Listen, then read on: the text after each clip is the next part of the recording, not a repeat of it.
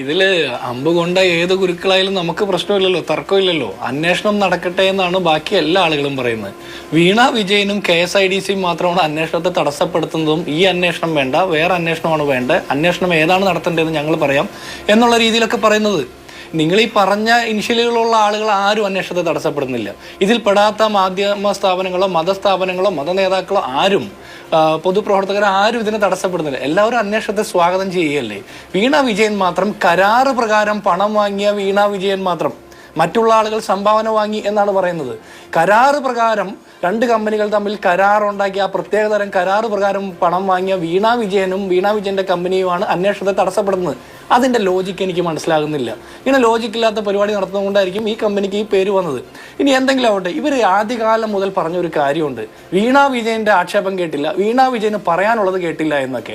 ROC അന്വേഷണ report പുറത്തു വന്നപ്പോൾ നമുക്ക് കാര്യങ്ങൾ മനസ്സിലായി. വീണ വിജയനോട് ചോദിച്ചപ്പോൾ വീണ വിജയൻ കൃത്യമായിട്ട് മറുപടി പറഞ്ഞില്ല, വാസ്തവമല്ലാത്തതും അവ്യക്തവുമായിട്ടുള്ള കാര്യങ്ങളാണ് പറഞ്ഞത് എന്നുള്ളത് നമുക്ക് മനസ്സിലായി, അത് അന്വേഷണ ഏജൻസിക്കും മനസ്സിലായി. അതിനുശേഷം അത് കുറെ കൂടി വ്യക്തമാകാൻ വേണ്ടിയിട്ടാണ് SFI അന്വേഷണം വരുന്നത്. ഇവർ SFI അന്വേഷണത്തെ തടസ്സപ്പെടുന്നത് എന്തിനാ? KSIDC ഒരു സർക്കാർ സ്ഥാപനമാണ്. KSIDCക്ക് ഷെയർ ഉള്ള ഒരു സ്ഥാപനത്തിൽ ഇത്തരത്തിലൊരു ആക്ഷേപം വരുമ്പോൾ ആ അന്വേഷണത്തെ KSIDC തടസ്സപ്പെടുത്താൻ വേണ്ടിയിട്ട് 10-50 ലക്ഷം രൂപ വീണ്ടും സർക്കാർ ഖജനാവിൽ നിന്ന് ചെലവഴിച്ച് ഡൽഹിയിൽ നിന്ന് വക്കീൽമാരെ കൊണ്ടുവരുന്നു. എന്ത് ലോജിക്കാണ് അതിലുള്ളത്? നമുക്ക് മനസ്സിലാകുന്നില്ല.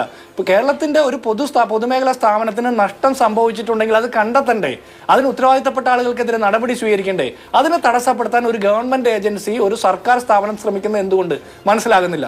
രണ്ടാമത്തെ വീണ വിജയന് നാളിതുവരെ അവരുടെ പക്ഷം പറയാൻ അവസരം കിട്ടിയിട്ടില്ല എന്ന് നിരന്തരം കരയുന്ന CPM സംസ്ഥാന സെക്രട്ടറി അടക്കമുള്ള നേതാക്കന്മാരോട് ചോദിക്കാനുള്ളത്, പിന്നെ എന്തിനാ വീണ വിജയൻ കർണാടക ഹൈക്കോടതി പോയി ഇത് തടയാൻ നോക്കുന്നത്? ഈ അന്വേഷണം വരട്ടെ. ഏത് അന്വേഷണത്തെയും ഞങ്ങൾ സ്വാഗതം ചെയ്യുന്നു. മടിയിൽ കനമില്ല, എൻ്റെ കൈകൾ ശുദ്ധമാണെന്നൊക്കെ പറയുന്ന ചീഫ് മിനിസ്റ്റർ, അദ്ദേഹം ചീഫ് മിനിസ്റ്റർ അല്ല, അദ്ദേഹം ചീഫ് മിനിസ്റ്ററാണ്. അതുകൊണ്ടാണ് അദ്ദേഹത്തിന്റെ മകൾ ഇതിനൊക്കെ പേടിച്ച് തടയാൻ നോക്കുന്നത്. ഞാൻ പറയുന്ന ഈ കുടുംബത്തിൽപ്പെട്ട മുഴുവൻ ആളുകളുടെയും പാസ്പോർട്ട് തടഞ്ഞു വെക്കണം. ഇവർ ഈ കേരളത്തെ കൊള്ളയടിച്ചുകൊണ്ട് നാട് വിടാതിരിക്കാനുള്ള സാഹചര്യം ഉണ്ടാക്കണം. ഇവരെന്തിനിങ്ങനെ അവധി ചോദിക്കുന്നത്? ഇവരുടെ കയ്യിൽ മുഴുവൻ രേഖകളുണ്ട് എന്നാണ് AK ബാലൻ പണ്ട് പറഞ്ഞത്. ആ രേഖകളൊക്കെ എൻ്റെ പക്ഷം കൊണ്ട് പുറത്തു വിടുന്നത്. ഇത് പുറത്തു വിട്ടോട്ടെ, ഇത് ഈ അന്വേഷണ ഏജൻസികൾക്ക് കൊടുക്ക്. ഇനിയും രേഖ സമർപ്പിക്കാൻ ഈ ഒരു സാവകാശം ചോദിക്കുക. എനിക്ക് മനസ്സിലാകുന്നത് വിദ്യയെ കൊണ്ട് വ്യാജരേഖ ഉണ്ടാക്കാൻ വേണ്ടിയിട്ടായിരിക്കും. അല്ലെങ്കിൽ പിന്നെന്താ, മുഴുവൻ ഡാറ്റയുമുള്ള മുഴുവൻ രേഖയുമുള്ള എല്ലാ കരാർ പ്രകാരവും പ്രവർത്തിച്ച രണ്ട് കമ്പനികളുടെ ട്രാൻസാക്ഷന്റെ രേഖകൾ സമർപ്പിക്കാൻ എന്താ ഇവർ ഇത്ര ഭയക്കുന്നത്? ഇവർ ഭയക്കുന്നതിന്റെ അർത്ഥം ഈ പറഞ്ഞ പൊതുസമൂഹം വിശ്വസിക്കുന്നത് പോലെ തന്നെ മുഖ്യമന്ത്രിയുടെ കുടുംബവും നേരിട്ട് ഇടപെട്ട് കള്ളപ്പണം വെളുപ്പിക്കലും അഴിമതിയും നടന്നിട്ടുണ്ട് മുഖ്യമന്ത്രിയുടെ മകളുടെ പേപ്പർ കടലാസ് കമ്പനിയിലൂടെ. അതുകൊണ്ടാണ് ഇവർ ഭയപ്പെടുന്നത്. അത് തന്നെയാണ് കോൺഗ്രസിന് പറയാനുള്ളത്. അന്വേഷണത്തെ സ്വാഗതം ചെയ്യാത്തവരായിട്ട് കേരളത്തിൽ ഈ മാർക്സിസ്റ്റ് പാർട്ടിക്കാരും മുഖ്യമന്ത്രിയുടെ മകളും മാത്രമേ ഉള്ളൂ. ബാക്കി എല്ലാവരും അന്വേഷണത്തെ സ്വാഗതം ചെയ്യുന്നു. മുഖ്യമന്ത്രിയുടെ മകൾക്കെതിരെ മാത്രമല്ലല്ലോ, മുഖ്യമന്ത്രിക്കെതിരെയും ഈ പറഞ്ഞ എല്ലാ ട്രാൻസാക്ഷനെയും, മുഖ്യമന്ത്രിയുടെ മകളുടെ കമ്പനിയിലേക്ക് വന്നിരിക്കുന്ന മുഴുവൻ ട്രാൻസാക്ഷൻസും, അതുപോലെ ഈ കമ്പനിയും CMRലുമായി ബന്ധപ്പെട്ട മുഴുവൻ കാര്യങ്ങളും അന്വേഷിക്കട്ടെ എന്ന് തന്നെയല്ലേ ഞങ്ങൾ പറഞ്ഞിരിക്കുന്നത്.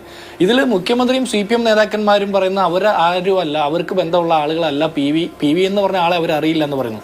പക്ഷെ കോൺഗ്രസിന്റെ നേതാക്കന്മാർ ആരൊക്കെയാണ്, UDFന്റെ നേതാക്കന്മാർ ആരൊക്കെയാണ്, മതസ്ഥാപനങ്ങൾ ആരൊക്കെയാണ്, മത നേതാക്കൾ ആരൊക്കെയാണെന്ന് ഇവർ കൃത്യമായിട്ട് ഇവർക്ക് അറിയുകയും ചെയ്യാം. അപ്പൊ അങ്ങനെ രണ്ട് അഭിപ്രായം പാടില്ല. ഇതിൽ അന്വേഷണം നടക്കട്ടെ എന്ന് ഞങ്ങൾ പറയുന്നത് അന്വേഷണം നടക്കട്ടെ എന്ന് തന്നെയാണ്. ഇവിടെ KSIDCയും വീണ വിജയനും എന്തുകൊണ്ടാണ് CMRL കമ്പനിയുമായി ബന്ധപ്പെട്ട അന്വേഷണത്തെ തടസ്സപ്പെടുത്താൻ ശ്രമിക്കുന്നത്? അതിന്റെ ലോജിക്ക് നമുക്ക് മനസ്സിലാകുന്നില്ല. ഇവിടെ ജയചന്ദ്രൻ തന്നെ പറയുന്ന ഒരു കാര്യമുണ്ട്, കാടടച്ച് വെടിവെക്കുന്നു. ഈ വീണ വിജയനെ കേട്ടില്ല എന്നാണ് നിങ്ങൾ കഴിഞ്ഞ 6 മാസക്കാലമായിട്ട് പറഞ്ഞത്. ROC റിപ്പോർട്ട് വന്നപ്പോൾ കേട്ടു എന്ന് മനസ്സിലായി. അപ്പോൾ എത്രത്തോളമാണ് മറുപടി പറഞ്ഞതെന്ന് നമുക്ക് എല്ലാവർക്കും മനസ്സിലായി. കുറച്ചുകൂടി നന്നായി കേൾക്കാൻ വേണ്ടിയിട്ട് ഇപ്പോൾ SFIO അന്വേഷണം വരുമ്പോൾ അത് പറ്റില്ല എന്ന് പറയും. 2 ദിവസത്തെ അന്വേഷണത്തിന്റെ ഉള്ളിൽ തന്നെ നിങ്ങൾ പറയുകയാണ് അന്വേഷണം ശരിയല്ല എന്ന്. എന്താണ് ശരിയല്ലാത്തത് സാർ? രേഖകൾ ചോദിച്ചതോ?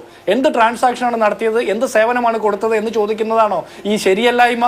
അതിനെക്കുറിച്ച് നമുക്ക് മനസ്സിലായില്ല. അങ്ങനെ ചോദിക്കുമ്പോൾ നിങ്ങൾ കാടടച്ചു വെടിവെച്ചു എന്ന് പറയുന്നു. ഇനി ഒരു കാര്യം ചോദിക്കട്ടെ, നിങ്ങൾ കർണാടക കോടതി വീണ വിജയൻ അനുകൂലമായിട്ട് സ്റ്റാൻഡ് എടുത്തു എന്നൊക്കെയുള്ള രീതിയിൽ വിവക്ഷിച്ച് പറയുന്നത് കേട്ടു. ഞാൻ മനസ്സിലാക്കിയോടത്തോളം വീണ വിജയൻ സ്റ്റേ ആവശ്യപ്പെട്ടാണ് പോയത്. സ്റ്റേ നൽകിയില്ലെന്ന് മാത്രമല്ല, SFIO ആവശ്യപ്പെടുന്ന രേഖകൾ കൃത്യമായിട്ട് സമർപ്പിക്കണം എന്നുകൂടി കോടതി പറഞ്ഞിട്ടുണ്ട്, ഇല്ലേ? അപ്പോൾ ഫെബ്രുവരി 15 വരെ അതിന് സമയവും അനുവദിച്ചിട്ടുണ്ട്. അതിന്റെ അർത്ഥം എന്താ? ഈ SFIO അന്വേഷണത്തിന് അനുകൂലമായിട്ട് തന്നെയാണ് കോടതിയുടെ ഇതുവരെയുള്ള നിരീക്ഷണം വന്നിരിക്കുന്നത്. അതിനപ്പുറത്തൊരു കാര്യം ഇതുവരെ വന്നിട്ടില്ല. രണ്ടാമത് താങ്കൾ പറഞ്ഞ ഈ അന്വേഷണം നേരെ ചൊവ്വയല്ലെന്ന്. എങ്ങനെയാ നേരെ ചൊവ്വയാക്കേണ്ടത്?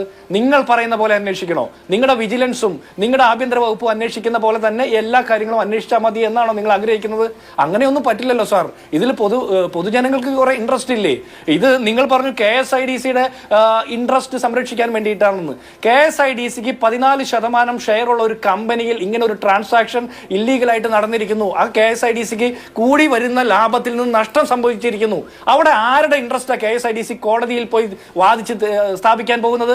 25 ലക്ഷവും 50 ലക്ഷവും ഒക്കെ കൊടുത്ത് സുപ്രീം കോടതിയിൽ നിന്ന് വക്കീലിനെ കൊണ്ടുവന്ന് ഓൺലൈനായിട്ടും ഓഫ്ലൈനായിട്ടൊക്കെ വാദിക്കാനായിട്ട് KSIDC ചെലവഴിക്കുന്നത് എന്തിനു വേണ്ടിയിട്ടാ? ഏത് ഇൻട്രസ്റ്റാ?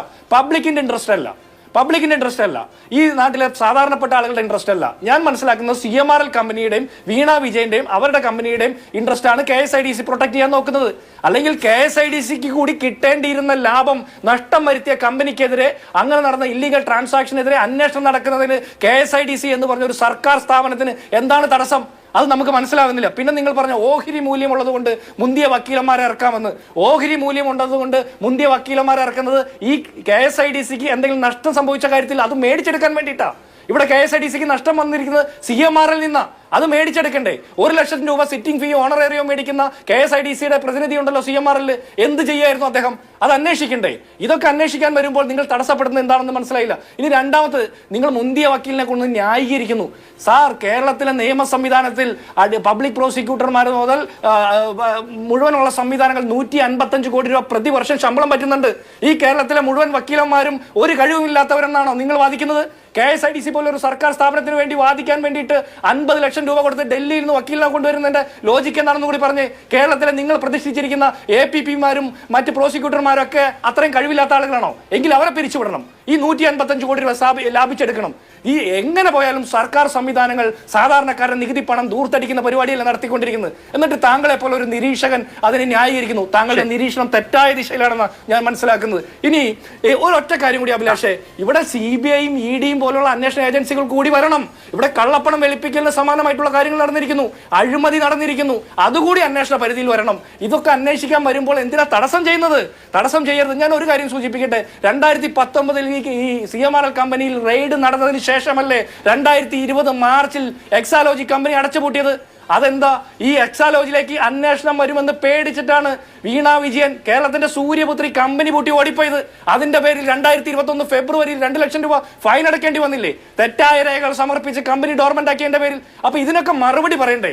അവർ വെറും ഒരു വീണ വിജയനല്ല, കേരളം ഭരിക്കുന്ന മുഖ്യമന്ത്രിയുടെ മകളാ, പൊതുമരാമത്ത് മന്ത്രിയുടെ ഭാര്യയാ.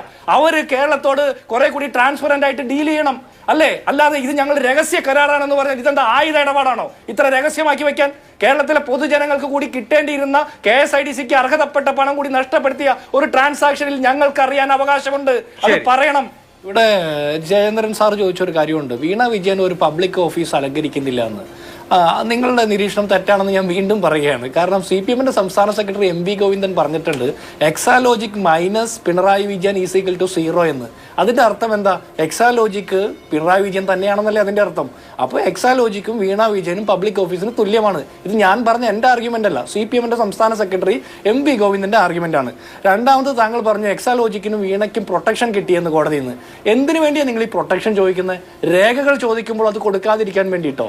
അറസ്റ്റ് ഒഴിവാക്കണമെന്ന് പറയാനോ? എന്തിനാ അറസ്റ്റ് ചെയ്യുന്ന SFIO?